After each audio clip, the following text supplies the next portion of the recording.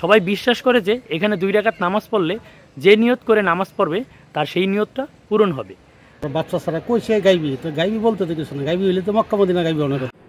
যে মসজিদের নাম সুলতানপুর শাহী জামে মসজিদ, সেই মসজিদটি মানুষ সবচেয়ে বেশি চিনে গায়েবী মসজিদ নামে। গায়েবী মসজিদ নাম হওয়ার কারণে দেশের বিভিন্ন প্রান্ত থেকে মানুষ এখানে 2 রাকাত নামাজ পড়ার জন্য ছুটে চলে আসে। আছে নানান রকমের ভুল ধারণা এই মসজিদ সম্পর্কে। আমি আমার এই ভিডিওর মাধ্যমে সেগুলোই তুলে ধরার চেষ্টা করব আসল ইতিহাস তুলে ধরার।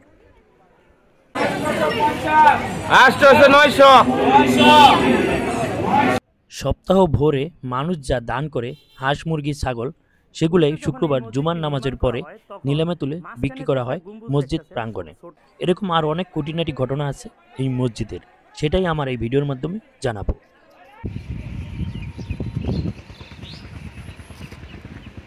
আসসালামু আলাইকুম, আমার আরেকটি ভিডিওতে আপনাদেরকে আমি স্বাগত জানাচ্ছি। আমি এখন আছি গাজীপুরের কাপাসিয়া উপজেলার সুলতানপুর শাহী জামে মসজিদ। আমার পিছনে যে মসজিদটি দেখতেছেন এটাই হলো সুলতানপুর শাহী জামে মসজিদ। এই মসজিদটি তৈরি হওয়া নিয়ে নানান ধরনের মানুষের নানান রকমের মতভেদ আছে। কেউ কেউ বলে এক রাতে এটা গায়েবীভাবে তৈরি হয়েছে, আবার কেউ কেউ বলে এটা সুলতানি আমলের শেষ দিকে, মানে মোগল আমলের শুরুর দিকে, যখন বাংলার 12 ভূঁইয়াদের সাথে, বিশেষ করে ঈসা খাঁর সাথে মোগল সৈনিক মান সিংয়ের সম্মুখ যুদ্ধ হয়, সেই সময় এই শীতলক্ষ্যা নদীর তীরে এই মসজিদটি নির্মাণ করা হয় প্রায় 400 বছর আগে। তো এখন এই মসজিদটি মানে গায়েবী নাকি ঈসা খাঁর আমলে তৈরি করা হয়েছিল, সেই বিষয়টি জানার চেষ্টা করবো। যে দেখতে পাচ্ছেন আমার কিছু ওই দূরে দেখা যাচ্ছে, ওটাই হলো শীতলক্ষ্যা নদী, আর এর পারে এই সুলতানপুর শাহী জামে মসজিদ। এখন সঠিক ইতিহাসটা জানার চেষ্টা করব।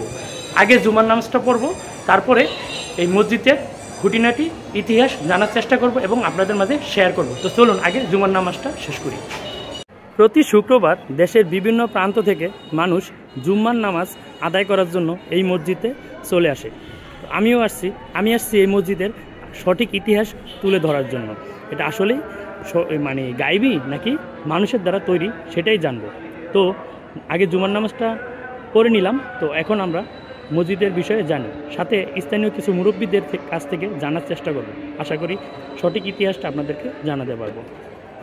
শুরুতে যখন এই মসজিদটি নির্মাণ করা হয়, তখন মাঝখানে যে একটা গম্বুজ দেখতেছেন ছোট, ওই গম্বুজটি মানে অতটুক জায়গা নিয়ে একটা ছোট একটা মসজিদ ছিল। তো পরবর্তীতে এই মসজিদ কমপ্লেক্সটা আরও বড় করা হয়। এখন বর্তমানে এটা দোতলা আছে। আর এখন আমি যে জায়গাটায় দাঁড়ায় আছি, এই যে আমি এখন আছি 4 তলা, এটা একটা মাদ্রাসা, এই মসজিদেরই শাহী মসজিদেরই আওতাধীন একটা মাদ্রাসা। আর ওটা হচ্ছে মসজিদ। আর ওই যে ছোটো গম্বুজ একটা মাত্র গম্বুজ এই মসজিদে, আর একটা মিনারটা পরে তৈরি করা হয়েছে, আগে ছিল কিনা জানি না, এটা নতুন দেখা যায়। আর মাঝখানের যে গম্বুজটা দেখতেছেন এটাই হলো আগের মসজিদ, মানে শুরুতে যে এই মসজিদটা নির্মাণ করা হয়েছিল ওইটা। আমি এখন যে জায়গায় দাঁড়ায় আছি এটাই ছিল পুরাতন মসজিদ। এই মসজিদটাই যখন নির্মাণ করা হয় তখন এই ছোটো আকারে এই মসজিদটা নির্মাণ করা হয়। এখন হুজুরে এখানে বয়ান দেয়, জুমার খুতবা দেয়। আর এই যে তখন যখন নির্মাণ করা হয় তখন এই মসজিদটাই যে এক গম্বুজ বিশিষ্ট এই মসজিদটা সেই সময় নির্মাণ করা হয় ছোটো আকারে।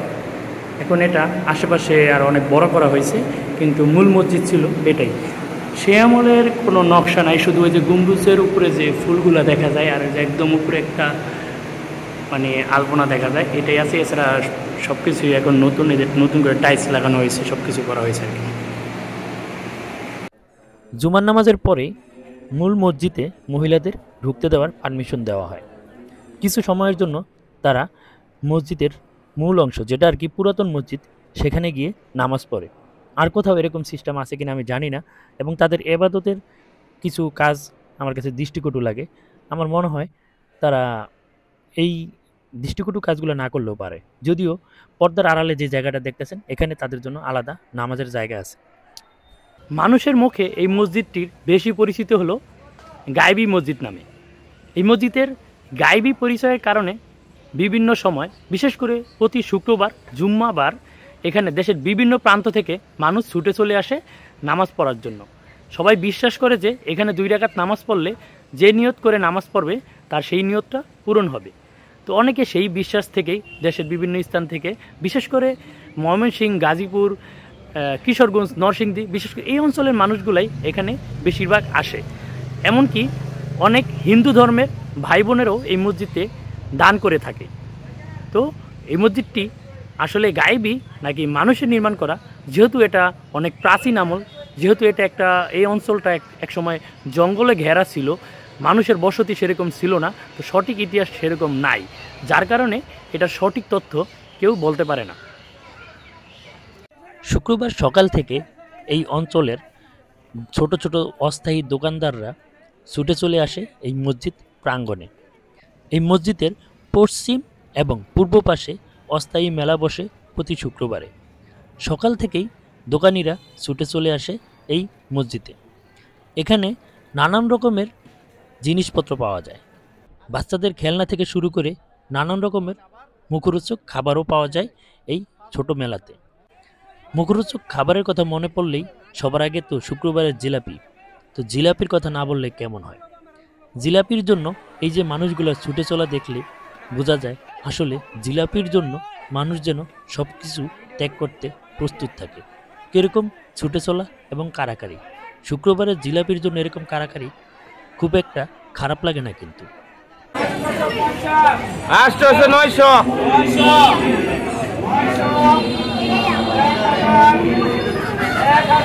1100। মসজিদটি যেহেতু গায়েবী মসজিদ নামে পরিচিত, তো এই মসজিদে বিভিন্ন রকমের মানুষ বিভিন্ন ধরনের জিনিসপত্র দান করে থাকে। কেউ গরু, কেউ ছাগল, কেউ আবার হাঁস মুরগিও দান করে।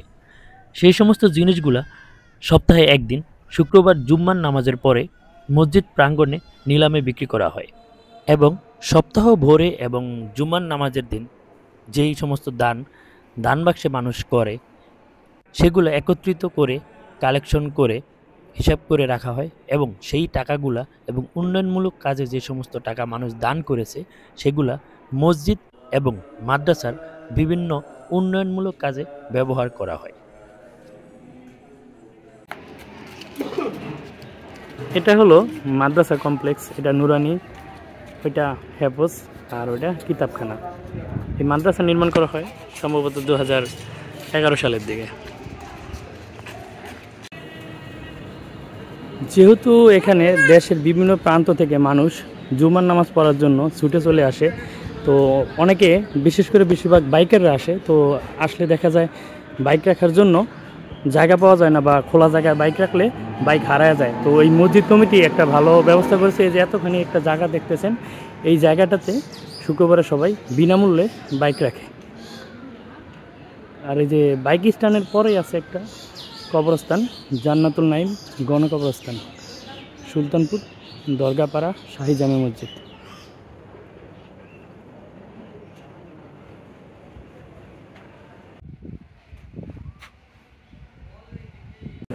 আসসালামু আলাইকুম রহমতুল্লাহি ওয়া বারাকাতুহু। আমি এই মসজিদের মুয়াজ্জিনের দায়িত্বে আছি আজকে প্রায় 7 বছর যাবৎ।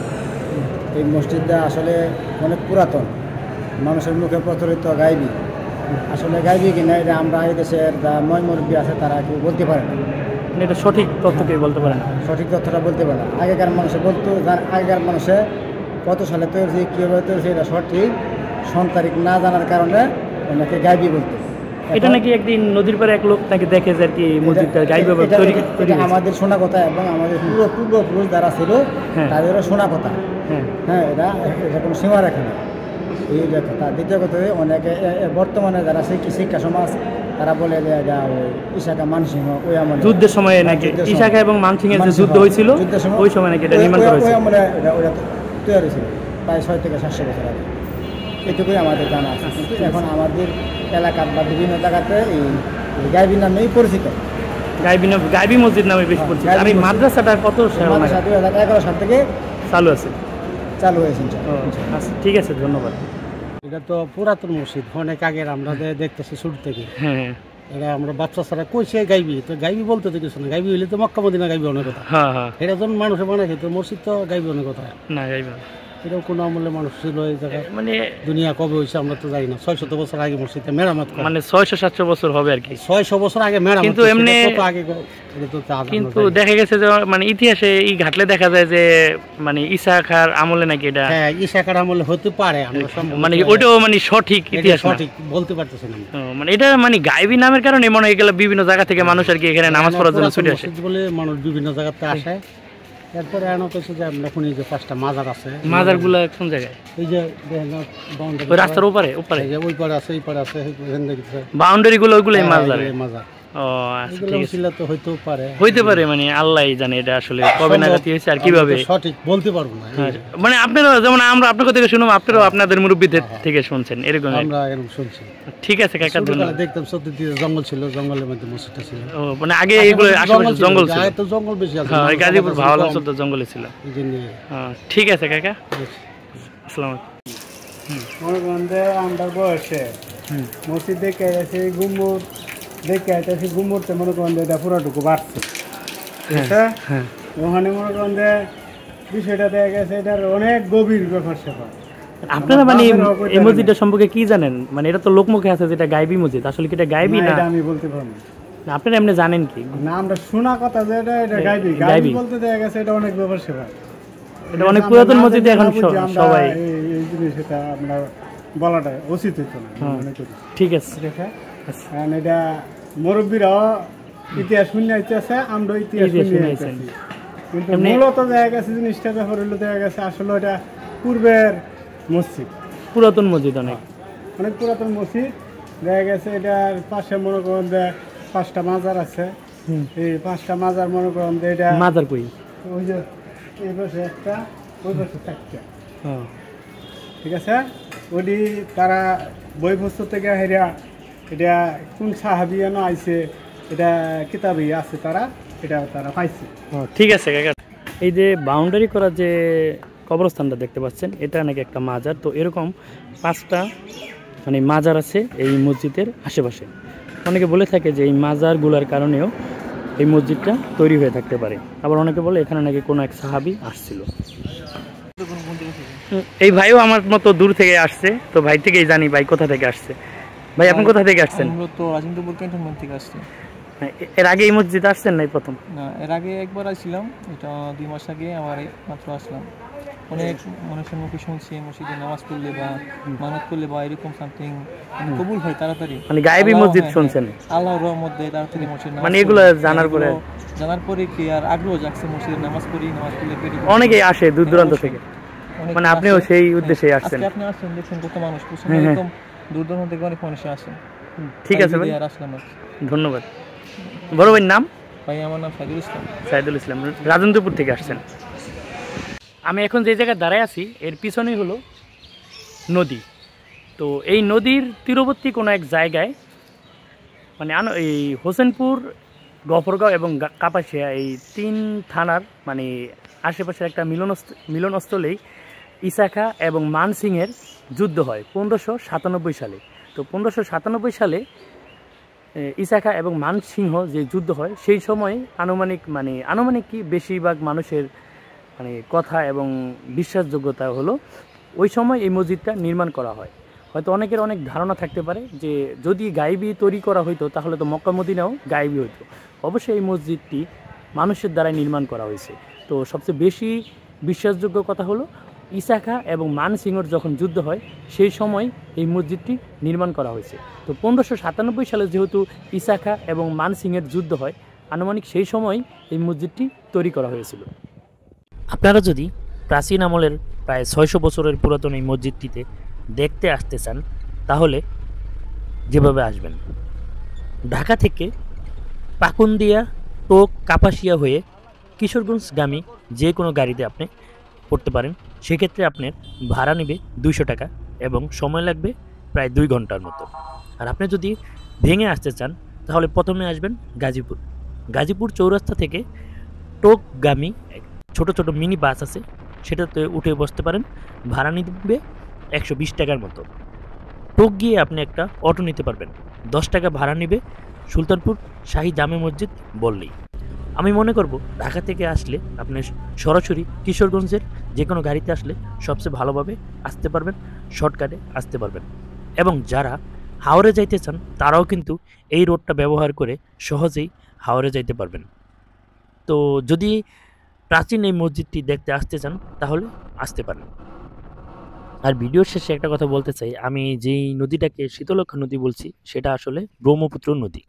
আমি এখন যেই জায়গাটায় বসে আছি এর পিছনে একটা নদী, যে দেখা যাচ্ছে একটা নদী, যে কাশফুলের পিছনেই। তো এই নদীর ওপারেই হলো কিশোরগঞ্জের 11 সিন্দুর গ্রাম। তো 11 সিন্দুর গ্রাম আমরা তো সবাই জানি যে ঈশাখার সেই 11 সিন্দুর দুর্গ। তো এই 11 সিন্দুর গ্রামে এখানে যে শাহী মসজিদ আছে, ওখানেও এরকম দুইটা সেম একই রকমের আরও দুইটা মসজিদ আছে। সময় স্বল্পতার কারণে যাইতে পারতেছি না। তো ওই একই রকমের 3টা মসজিদ পাশাপাশি থাকাতেই স্পষ্ট বোঝা যায় যে আসলে এই যে সুলতানপুর শাহী জামে মসজিদ, এই মসজিদটিও ঠিক একই সময় মানুষের দ্বারাই নির্মাণ করা। তো এটা গায়েবী মসজিদ না, এটাই হলো কথা। তো যেহেতু আমাদের দেশে মানুষের ধর্মীয় বিশ্বাসটা অনেক বেশি, দেখা গেছে অনেক সময় আমরা অন্ধবিশ্বাসীও হই, যার কারণে এই মসজিদটাকে আমরা গায়েবী মসজিদ মনে করি। তো আসলে এটা গায়েবী মসজিদ না। তো তারপরে যার বিশ্বাস, হয়তো অনেকে অনেক কিছু মানত করে এই মসজিদে এসে, সেটা অব্যাহত থাকুক। কিন্তু আমার মনে হয় যে এই বিষয়টা বিশ্বাস থাকুক, কিন্তু সেই বিষয়টা যেন বেদাতে না হয়। সবাই সঠিকটা জানুক এবং সঠিক ইতিহাসটা মেনেই ধর্ম পালন করুক। রাসূল সাল্লাল্লাহু আলাইহি ওয়াসাল্লাম যেভাবে নির্দেশনা দিয়েছেন, বা সাহাবারা যেভাবে ইসলাম পালন করে গেছেন, ধর্ম পালন করে গেছে, আমরা সেরকম কিছুই সেভাবেই আমরা ইসলামটা পালন করি। আমরা বেদাত না করি, শিরক না করি। তো সবাই ভালো থাকবেন। দেখা হবে অন্য কোনো ভিডিওতে, আশা করব অন্য কোনো জায়গায় আবার ভালো কিছু আপনাদেরকে, ভালো কোনো ইতিহাস আপনাদেরকে জানাতে পারবো। ততদিন পর্যন্ত সবাই ভালো থাকবেন। আল্লাহ হাফেজ।